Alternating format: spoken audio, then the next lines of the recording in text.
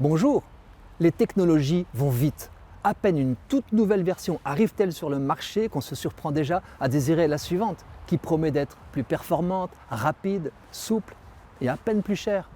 Hélas, la valse des innovations nous fait tourner la tête. En principe, chaque nouveauté devrait enjoliver nos vies, nous la faciliter, nous libérer. Alors pourquoi en pratique, passer le moment de fascination ou d'émerveillement, éprouvons-nous souvent plus qu'une pointe de nostalgie, un malaise, l'impression d'être contraint à l'adaptation, qu'on nous l'impose. La technique nous entraîne là où elle veut, presque impossible de résister, on n'arrête pas le progrès. Il nous faut des écrans plus plats, plus grands, plus lumineux. Nous ne choisissons pas la technique, elle s'invite chez nous pour supplanter celle qui l'avait précédée. Des pans entiers de nos vies, soudain obsolètes, sont ringardisés.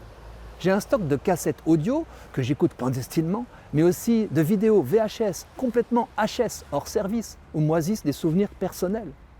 Quand le compact disque a remplacé le vinyle, j'ai regretté le son moelleux dit analogique du tourne-disque, mais aussi le format du 33 tours et ses grandes pochettes illustrées.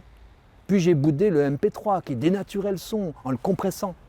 La musique est désormais dématérialisée, désincarnée, accessible à tout moment, n'importe où, avec ses ondes invisibles.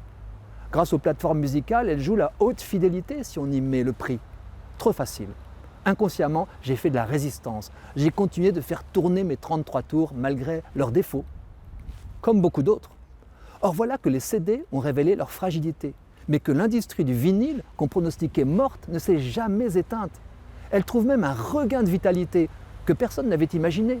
Pour la première fois depuis 34 ans, il se vend plus de vinyles que de CD aux États-Unis. La France n'est pas en reste, avec 4,5 millions de vinyles vendus en 2020. Et les jeunes sont en pointe. Pas si absurde cette petite revanche du charnel sur le virtuel. Mettre un disque, c'est un geste rituel qui mobilise le toucher, la vue, qui exige des précautions. Il ne faut pas rayer le disque avec le précieux diamant qui le liera.